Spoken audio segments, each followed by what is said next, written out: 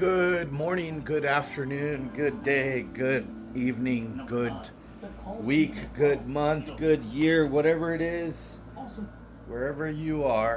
I wanted to make a quick video today about how to increase your squat and maybe possibly how to identify areas that you need help with. So first I'm going to close this window. I think I'm getting a crazy glare from it. There we go. But, so first of all, the question is, how do I increase my squat? And I'm going to be doing dishes. I apologize. The first tip that I can give you how to increase your squat is, my question is, first of all, how often are you squatting? Tell me right now. Is it one time? Is it two times? Is it once a month? Is it once a year? Is it once a week? And you might be thinking, oh, what is he going to say? You got to squat 5 times a week. No, not necessarily. You might be asking, wait, how often do I have to squat? How do I need to squat a lot? So my first answer to that is you can get stronger and increase your squat absolutely 100% by squatting once a week. And you might be thinking, oh. And if any of my clients are watching this, they're going to be like, oh, you son of a, you're making me squat more than once a week. Is it optimal? Maybe, maybe not. And you might be thinking, what do you mean maybe not? So, is it optimal to squat once a week to get stronger? Well, I gotta ask you a few things. First of all, how much stronger do you want to get? Stronger is relative. Stronger is relative. Okay? Do you want to add 5 pounds to your squat in like 3 months? And you might be thinking, yeah, I do. Or you might be on the other end of the spectrum, like, what? 5 pounds in 3 months? Ain't nobody got time for that. I need quicker gains than that. It really depends on you as a person. Really, what do you want out of squatting? Do you just want to get stronger? Do you not really care about your squat number? Are you a competitive power lifter?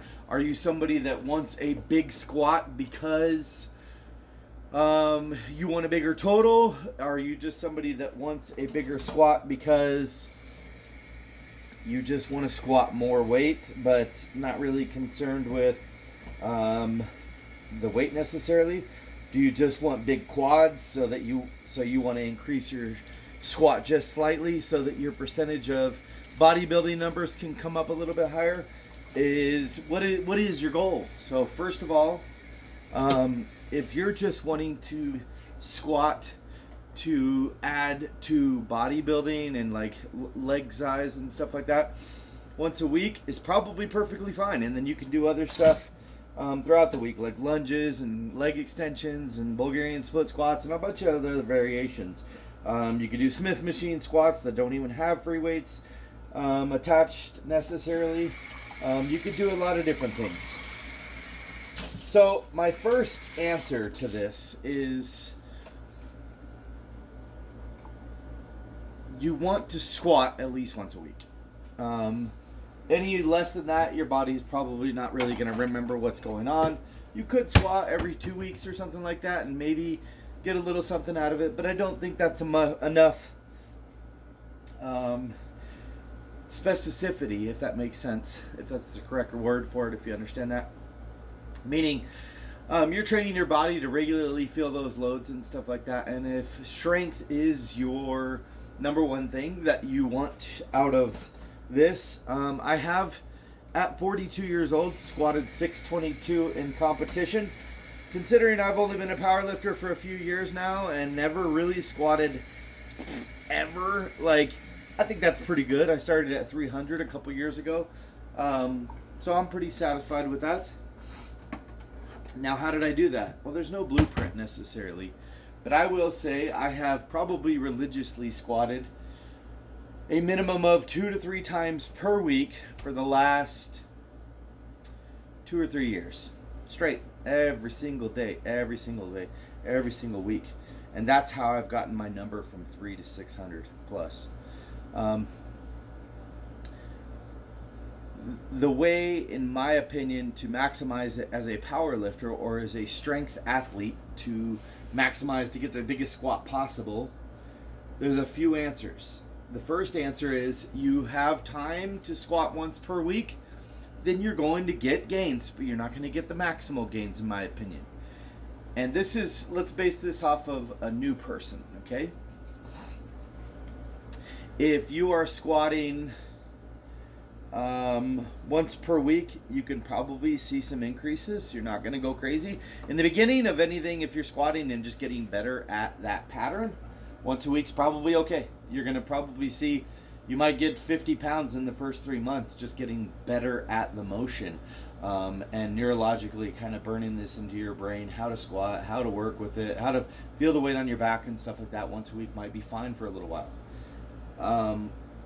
As a new person, I think a squat variation is okay. Some type of, whether it's you're varying reps and weight or you're varying type of squats, at least 2 to 3 times per week, I think, in my personal opinion, is going to be your absolute best way.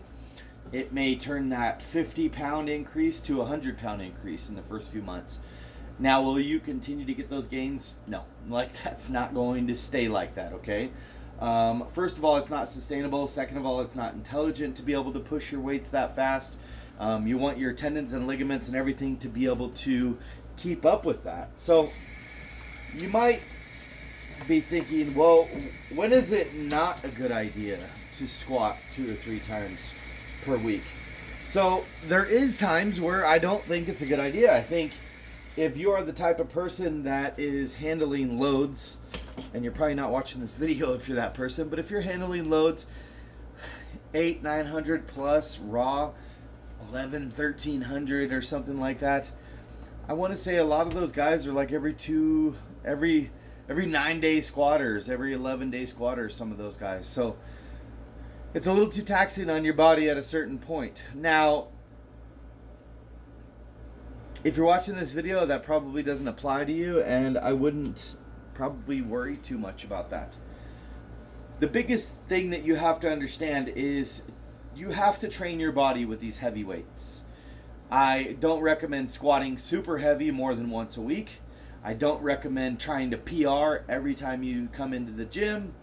If you're new, you can get away with a hell of a lot more of that, but you're going to start to hit to where it's like causing you issues and like tweaks and twists and stuff like that. So you want to be really careful as you become more advanced. And the one time that you'd be doing that would be like maybe right outside of a competition, or most likely at the competition is obviously when you want to leave everything on the plate.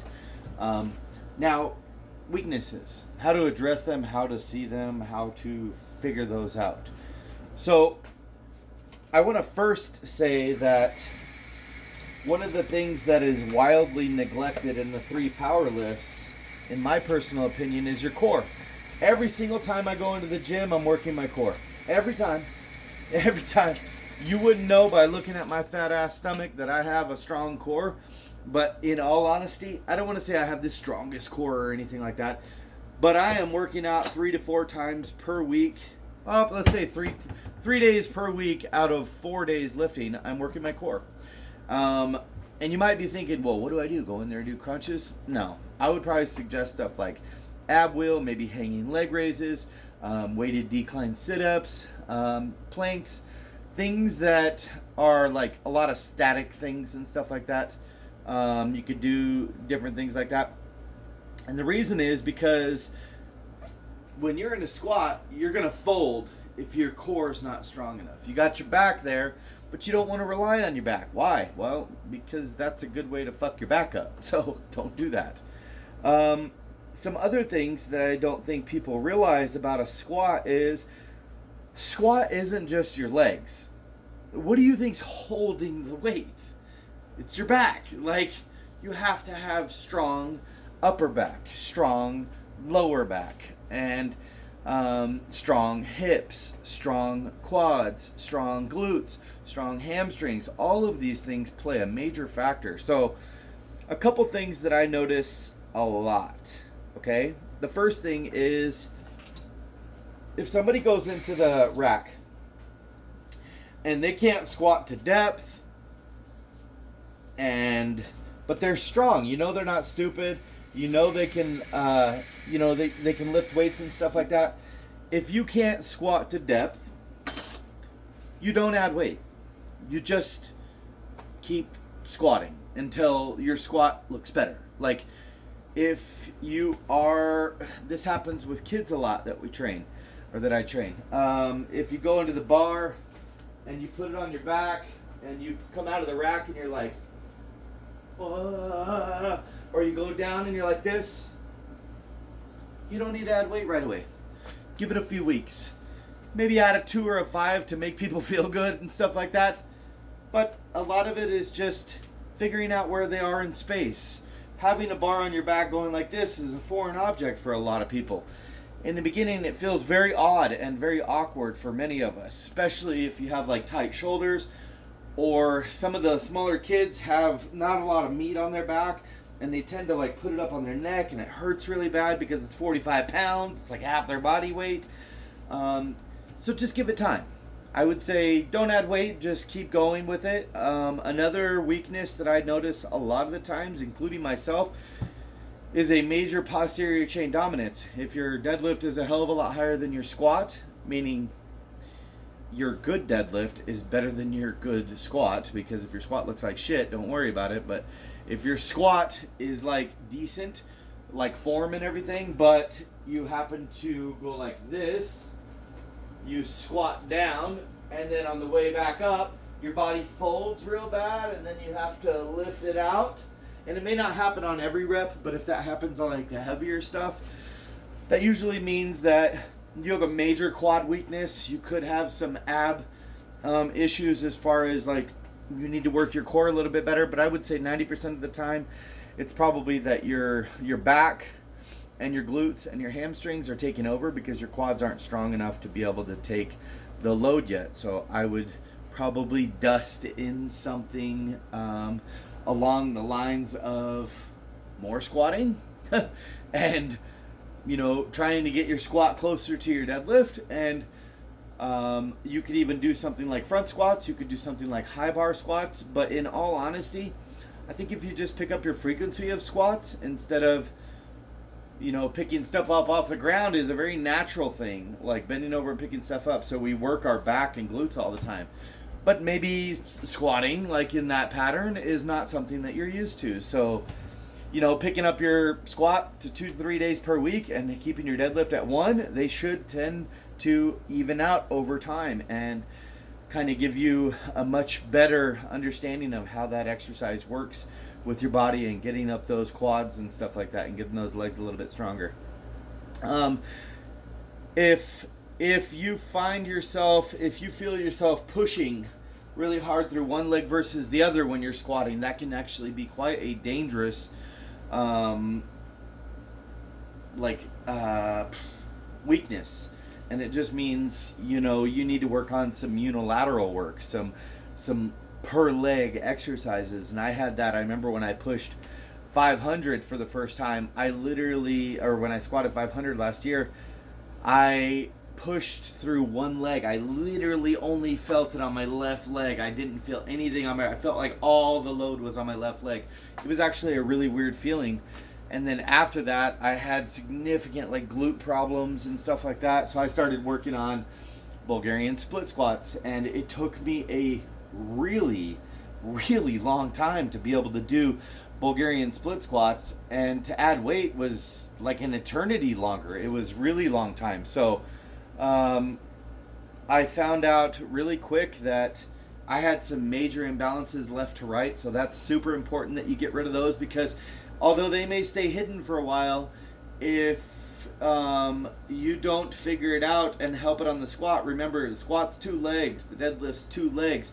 You're not really ever doing anything with like single legs unless you're incorporating lunges or Bulgarian split squats or single leg glute bridges or something like that. So all those things have a place. Single leg reverse hypers, different things like that. So understand that it takes time. It really does. If you have a major gap between your deadlift and your squat, say your deadlift is 600 and your squat is 200, you really need to bring your legs up. And the reason I say that is because you want to get your squat closer to that level, because it's just going to continue to give you problems. Like your posterior chain is going to continue to take over. You're going to start good morning the weight up.